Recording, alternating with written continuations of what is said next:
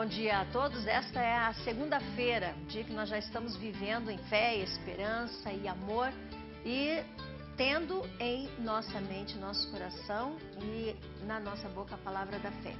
Sempre, sempre e sempre, tá? Vamos começar aqui com o Sermão da Montanha, quando Jesus ele passa a ensinar aqueles que estão à sua volta. As pessoas começaram a aproximar-se dele, né? Pelos milagres, pelas maravilhas, pela curiosidade, e havia de tudo um pouco. Mas todos queriam alguma coisa, pode ter certeza. Então Jesus passa a ensiná-los. E este é chamado de o Sermão do Monte, com as bem-aventuranças. Eu quero, talvez essa semana, cada dia nós tratarmos um pouquinho sobre as bem-aventuranças. E Jesus, então, começa a dizer: bem-aventurados os humildes de espírito, porque deles é o reino dos céus. Bem-aventurados os que choram, porque eles serão consolados. Bem-aventurados os mansos, porque herdarão a terra. Bem-aventurados os que têm fome e sede de justiça, porque serão fartos. Bem-aventurados os misericordiosos, porque alcançarão misericórdia. Amanhã nós vamos para um outro trecho. Vamos falar sobre as bem-aventuranças e pensar que bem-aventurado quer dizer feliz é aquele. Feliz é aquele que talvez hoje no momento está até chorando, mas ele dá a possibilidade de que o próprio Espírito de Deus venha consolá-lo. Feliz é aquele que é humilde de espírito, porque o reino dos céus é dele. E a pessoa humilde de espírito, ela trata as coisas de uma forma diferente, né? O arrogante, aquele que acha que tem o direito e tem tudo à sua disposição, ele perde com isso. Por quê? Porque ele trata as coisas com arrogância, ele se distancia de Deus. Mas o humilde de espírito, ele trata as coisas segundo um coração humilde. Bem-aventurado, humilde de espírito, porque a palavra diz que o reino dos céus é para ele vai conhecer. Bem-aventurados os mansos, porque herdarão a terra. E é também uma grande verdade, né? Se as pessoas mansas e mais tranquilas e que são pacificadoras e que conseguem com mansidão tratar os seus assuntos, elas encontram respostas, talvez mais lentas, talvez mais demoradas, mas elas serão respostas mais precisas e elas caminharão melhor nessa terra e nessa vida. Feliz é aquele, que você seja feliz nesse dia, que você seja feliz nessa semana, que você pratique a palavra de Deus na sua vida e assim se aproxime mais de Deus e traga Deus mais perto de você. Esse é o nosso programa. O programa é o nosso projeto, Amigos da Cidade. E nós nessa manhã temos uma continuação daquilo que temos visto na segunda-feira. Algo que é muito importante para cada um de nós. Para cada um de nós, porque vai responder sempre lá na nossa vida e na nossa casa. Fique comigo, fique conosco, para que possamos juntos aprender e conhecer e caminhar melhor. Eu sou a pastora Juliana. Muito bem, nós estamos aqui, nesse momento, até estamos batendo um papo gostoso aqui com o nosso entrevistado de segunda-feira, porque agora nessa segunda e nas próximas, o senhor vai estar conosco, né? Professor, doutor, né? Agora eu estou tratando o senhor aqui como professor, o senhor é nosso professor, nos levando a entender essa caminhada das eleições que nós temos agora, as próximas eleições. Já falamos sobre deputado estadual, já falamos sobre deputado federal e hoje nós vamos falar sobre senador. A importância do senador da República para nós, aqui no estado, aqui no município e no país. Bom dia a todos os telespectadores da TV Carajás, do programa Amigos da Cidade, pastor Jurema. Como nós falamos, essa iniciativa é importante porque, de fato, tem muita gente que às vezes vota, mas não sabe exatamente o que é a função, o que cabe à pessoa, né? O único contato que o eleitor tem é com a campanha eleitoral, né? Então, esse projeto do programa Amigos da Cidade é um projeto, antes de mais nada, de cidadania. Nós chamaríamos de preocupação, mas eu acho que a importância de que todos nós saibamos muito bem o que nós estamos fazendo na urna. Não é só a obrigação, puxa, eu tenho que ir naquele dia, eu vou ter que votar, eu vou ter que pegar um número, alguém me dê um número, para quem que eu voto? Para quem que você acha que eu voto? Eu acho que a importância de que, como cidadão, cada um de nós, e os pais e os avós, as pessoas que nos ouvem, que podem estar orientando as crianças e os jovens, os adolescentes, mais os adolescentes, né? Da importância desse ato, porque diz respeito à nossa vida. Depois, quando as coisas acontecem lá na frente, nós acabamos perdendo o direito de dizer por que está acontecendo dessa forma. Sem dúvida, pastor. A senhora falando isso me lembra uma cena que realmente vai na contramão disso e que é lamentável. Eu já testemunhei em dias de eleição a pessoa chegando para votar e pegando o primeiro santinho que vê no chão e votando, sem saber quem é a pessoa, qual que é a proposta dela, enfim. Então isso é muito difícil porque, como nós já falamos aqui em outra oportunidade, quando se vota em alguém, você está dando uma procuração para a pessoa. E nos nossos atos, no nosso dia a dia, nas nossas coisas, nas nossas atribuições, em hipótese alguma, é assim que nós resolvemos os nossos problemas. Fechando os olhos e dando um palpite como se fosse uma loteria, né? Então, o voto não é mera desincumbência, o voto tem consequência, né? Então, mais do que simplesmente votar, a pessoa precisa estar consciente do que ela está fazendo. E, infelizmente, ainda tem muitas pessoas que acham que o dia do domingo para ir até uma sessão de votação é um encargo, é uma obrigação, é um ônus que ele não deveria ter. Eu vou ficar em casa descansando. Longe disso.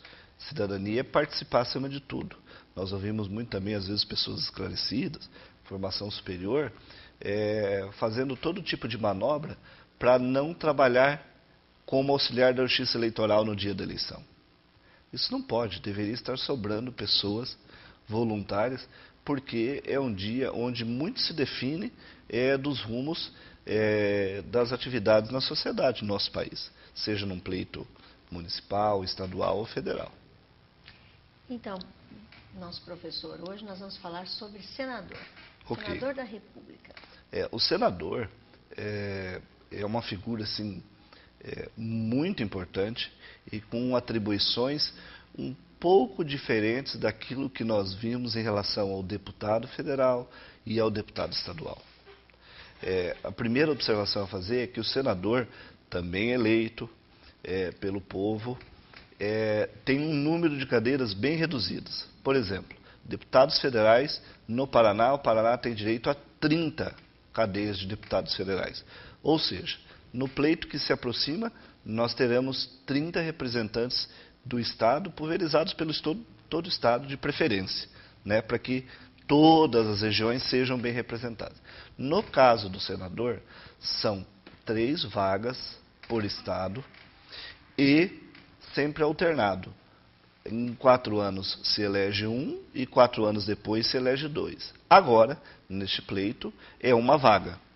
Na próxima eleição, daqui 4 anos, serão 2 vagas. Outra diferença que tem do senador em relação ao deputado federal é que o mandato dele não é de 4 anos. O mandato do senador é de 8 anos. Né? Bom, além disso, o que também diferencia o senador?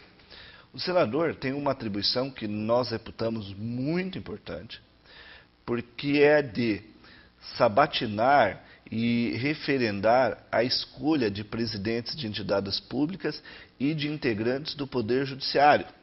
Aqueles que estão atentos às notícias viram que recentemente, para completar o quórum do Supremo Tribunal Federal, foram nomeados 2 ministros, Teori Zavascki e Luiz Roberto Barroso. Então, antes de se homologar a indicação deles, eles passam por uma avaliação, por uma entrevista, que nós dizemos sabatina, no Senado Federal. Então, uma atribuição de extrema relevância. Outra atribuição de extrema relevância é a do Senado, juntamente com o Supremo, tem a atribuição de julgar os eventuais crimes de responsabilidade praticados pelo presidente da República. Né? Então, neste momento, o senador se converte em julgador. Bom, outra atribuição que diferencia bem do deputado federal é que são comissões do Senado que têm a atribuição de aprovar as operações de crédito e os limites de operação de crédito da União, dos estados e dos municípios. Então, por exemplo, se o município X pretende contrair um financiamento para executar uma obra na sua cidade, ele depende de uma autorização da Secretaria do Tesouro Nacional, mas via comissão do Senado Federal. Ou seja, além daquela atribuição típica do senador, que é de também votar os projetos, se vota no Congresso, se vota na Câmara Federal e depois se vota no Senado. Além disso, tem essas atribuições que eu diria são praticamente de gestão ou de controle administrativo, de aprovar. Se olha, o município tal está pedindo tanto de recurso. Então ele tem condições, tem como marcar com isso depois, né? Então essa autorização ela é dada pelo Senado Federal. Então veja que são muitas atribuições. Olha, interessante. Até uma parte eu ia bem no conhecimento. Essa parte, sinceramente, sobre o município eu achei que... E os estados também. Então vamos supor, o estado do Paraná pretende fazer uma grande obra, uma obra que depende de financiamento externo, né, do Banco Mundial, por exemplo, do FMI, enfim.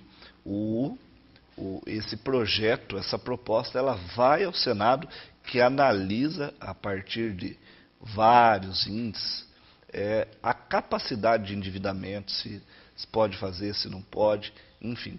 Então é uma atribuição muito, muito relevante. Além disso, é claro, assim como os deputados federais, o senador tem a atribuição de fiscalizar os atos do presidente da República.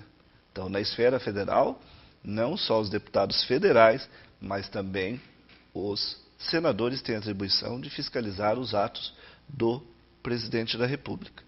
Então, é um conjunto de atribuições da mais alta importância. E aí, como a senhora tem colocado para os telespectadores, é importante saber o papel de cada um e principalmente para poder refletir, para escolher uma pessoa preparada que tenha condições de desempenhar essa função. Então isso vale, claro, não só para o deputado estadual, federal, mas também para o senador. E além disso, claro, sempre estar bem assessorado, que aí já é uma providência do candidato, daquele que almeja o cargo. É a famosa equipe bem montada. Sem dúvida. Se não tiver essa assessoria, fica muito difícil, porque pensem na atribuição de analisar um projeto técnico, de verificar o valor do empréstimo, qual a capacidade de endividamento, qual é a receita, qual é a forma de pagamento, enfim, são operações bastante complexas, né? Então... E como que nós, professor Robervani, como que nós, assim, aqui no município, estamos aqui em Campo Mourão, como que nós devemos ver cada candidato? Só através das propagandas eleitorais, através dos discursos que nós temos mais próximos da nossa vida, o senador fica mais distante às vezes, né? Mas a questão, isso assim, faz toda a diferença na hora de se votar. Não basta só ver o programa eleitoral. O programa eleitoral, às vezes o candidato apresenta propostas, e aí a primeira coisa que o eleitor tem que refletir essas propostas, elas são possíveis de ser realizadas, não é nada absurdo, né? Qual o sentido disso? Tem uma lógica nisso? Bom, uma coisa é analisar as propostas, mas além disso, o eleitor tem que procurar saber a origem, o passado do candidato, o que ele já fez, onde ele atua, porque só assim ele vai poder fazer uma escolha mais coerente. Então, mesmo no caso do senador, são poucos candidatos, e uma questão importante a ser observada, pastor Jurema, é que os 3 senadores, eles representam o Estado, antes de representar as suas regiões, mas de acordo com as suas funções, prioritariamente, o senador representa o nosso Estado. Sim. Né? Então, além das propostas, de examinar as propostas do candidato, nós temos que conhecer, ver efetivamente a experiência que ele tem em termos de atuação, né? E hoje, como cidadãos que devemos primar e fiscalizar a transparência dos atos da administração pública, nós temos que ficar atentos, por exemplo, se o candidato é ficha limpa, né? É claro que a Justiça Eleitoral faz essa avaliação, mas nós temos que olhar no passado desse candidato como tem sido a postura dele. Sim. Né? Então, também para se conhecer melhor o candidato, hoje nós temos facilidades para acessar currículo, para verificar informações através da internet, através de ferramentas de busca, através de rede social. Né? Tem muitos candidatos que utilizam a rede social para fazer campanha, então através dessa ferramenta também é possível fazer um mínimo debate sobre essas propostas e procurar conhecer o candidato um pouco melhor. Né? Nós lamentamos, por exemplo, não que essas pessoas não tenham o direito de concorrer, mas quando alguns candidatos se elegem em cima de um bordão, em cima de um fato bizarro ou engraçado, como por exemplo foi lá em São Paulo o Tiririca. Não estou dizendo que o Tiririca não tem o direito de ser candidato, mas ele precisa apresentar as propostas e mostrar que tem condições de fazer alguma coisa. Né?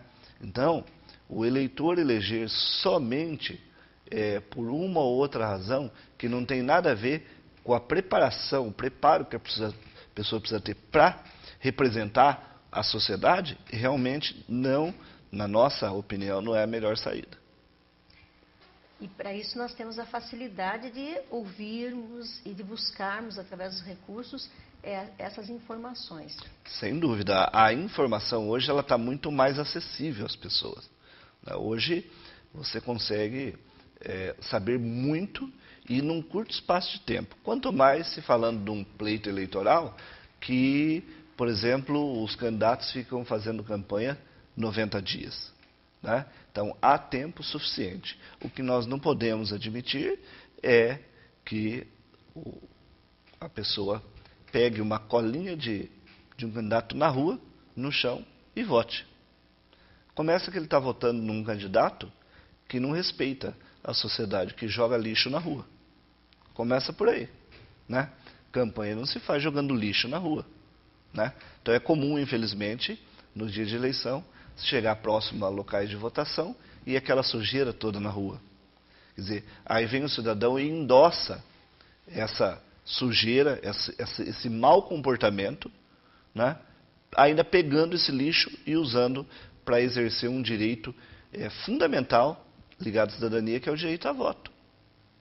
Muito importante o que o senhor está colocando, porque realmente nós sabemos que isso é errado, não pode, e acontece abusivamente em todas as eleições, né? Seja A, B, C, não importa. Mas acontece, e nós como população devemos nos preocupar com isso, olhando se o nosso candidato nesse momento está tendo uma história, né, de comportamento para que possa nos representar. Sem dúvida. Uma coisa muito simples, parece ser muito simples, não é? Né, mas uma coisa muito simples que pode nos levar a entender um pouquinho sobre a postura desse candidato. Sem dúvida, é simples, mas ao mesmo tempo simbólico. Então, o eleitor que procurou escolher um candidato e tudo mais, ele tem que repudiar esse tipo de atitude. Porque a reflexão que fica é, se o candidato faz isso para se eleger, o que ele faz depois? Se ele é capaz ou não está nem um pouco preocupado em emporcalhar a cidade, né? O que ele faz depois com o seu voto? Né? Conforme nós sempre dissemos, quando se vota em alguém, se está dando uma procuração. Com certeza, nenhuma das pessoas que estão nos assistindo dá autorização para qualquer pessoa entrar na sua casa e fazer o que bem entenda. E, na realidade, quando você vota, você está dando autorização para o candidato fazer muito mais que isso. Então, a reflexão, o exercício da cidadania é fundamental. É a leitura que nós temos que fazer na vida de um candidato, porque o candidato, quando ele está candidato, nós temos que fazer uma leitura dele no passado, comportamento, caráter, postura, e temos que fazer a leitura dele no presente, como é que está sendo a atitude dele dentro de uma campanha eleitoral, se é uma atitude honesta, se é uma atitude com verdades, né, até no comportamento, e uma atitude já da leitura do futuro, porque é aquilo que ele apresenta de possibilidades, o que eu pretendo fazer, como que eu pretendo me colocar. Talvez não as promessas, né? Eu vou fazer, mas como que ele pretende se comportar diante daquilo que ele vai exercer, Sem se dúvida. eleito for. Sem dúvida. O principal é o eleitor conseguir verificar se dá para confiar que esse candidato realmente está desenvolvendo uma postura que indica que ele tem condições de fazer alguma coisa pela sociedade depois de eleito, e não que vire as costas.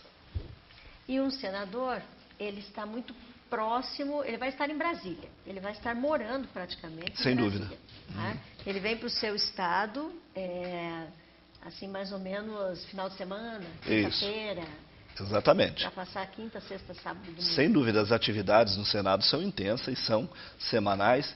Então, tem muita gente que às vezes fala assim, eu votei nessa pessoa e ela não vem mais para cá, não vem fazer uma visita e tudo mais.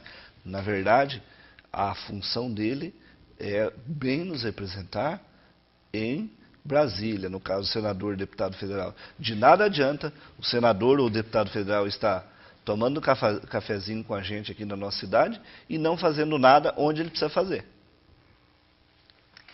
E isso diz respeito novamente à conduta, né? Conduta. A conduta. Porque se ele não nos responder bem lá, o país não vai bem. Se o país não for bem, algumas coisas estiverem acontecendo não são pontuadas da forma correta, nós vamos sofrer aqui, na nossa cidade, na nossa casa, no nosso espaço. O reflexo é imediato. Por exemplo, se está sendo pedido um financiamento, vamos imaginar, para construir uma obra importante aqui para a nossa região. E não há uma atuação efetiva dos senadores em todo esse procedimento de verificar qual o valor do projeto, se está tudo de acordo, qual o limite de endividamento do município. Isso não vai acontecer, né? Esse financiamento não vai ser concedido, essa obra não vai ser realizada. Então, se a atuação do senador não for efetiva, a comunidade perde muito. E perde em nível nacional, porque todos, como nós dissemos, essa atribuição de fazer esse controle de operações de crédito, para citar esse exemplo, né, em relação a todos os municípios do país e a todas as unidades da federação, todos os estados. Por isso que cada um tem que funcionar muito bem no seu papel, né? Sem dúvida. Dr. Robervani. Funcionar muito bem, funcionar com qualidade, realmente saber o que está fazendo, porque é uma cadeia, né? Uma cadeia de coisas acontecendo e que vai chegar até a nossa vida particular, pessoal, familiar, comunidade, cidade, vai chegar no município, menor município que seja, até o maior município. Tudo isso por quê? Porque nós dependemos das pessoas que estamos colocando, deputado estadual, deputado federal, um senador, para que eles respondam corretamente no seu papel. E respondendo no seu papel corretamente, nós vamos ser felizes. Nós encontramos problemas na saúde, né? Temos problemas na saúde, temos problemas na educação. E às vezes cobramos até dentro do município, o vereador, o prefeito, isso, aquilo, mas todos têm que fazer o seu papel. E se isso acontecer, nós vamos ter qualidade na saúde e qualidade também na educação, qualidade na segurança, um país com qualidade na economia, principalmente. Sem dúvida, pastora. Na verdade, o que a senhora está dizendo é que nós podemos usar para exemplificar como se todo esse sistema para beneficiar a comunidade fosse uma roda, né? Uma roda composta, nessa roda, um dentinho é o deputado federal, o outro é o estadual, outro é o vereador, outro é o prefeito, outro é o governador. Se em algum setor quebra o dente dessa roda, não funciona bem, é toda uma estrutura que atravanca e as coisas não acontecem. Então, cada um tem que bem desempenhar a sua função, né? Seja no legislativo, que são as funções que nós estamos falando, ou seja no executivo, que é o prefeito, que é o governador e que é o presidente da República. Muito bem, quero agradecer a sua presença e na segunda-feira que vem nós estamos de volta com um assunto, dando continuação a esse assunto. Eu que agradeço, bom dia a todos os telespectadores da TV Carajás, do programa Os Amigos da Cidade e até a próxima segunda-feira.